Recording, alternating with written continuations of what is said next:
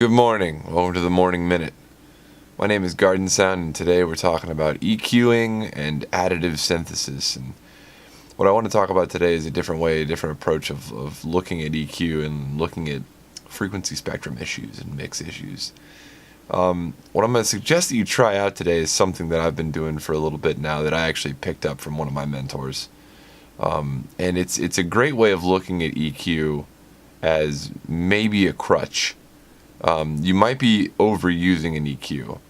So when you have a spectral problem with your mix, the first instinct is to grab like an EQ8 or some sort of Pro Q2 and slap it into a channel and either mix subtractively by taking out some noise or additively by boosting frequencies. And while that's fine and good and it does work, it's functional, what I've noticed a couple of my professional friends doing is, instead of that, what they'll do is determine whether or not it's like, okay, I'm missing brightness from my track.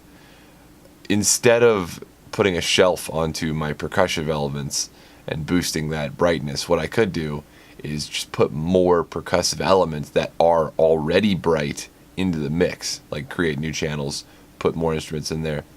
The end result is about the same, except for their tracks sound a bit thicker and more punchy now because they've added noise. They've added additional elements. They've made the track even a bit more interesting if the rhythm is slightly different from what they've already had.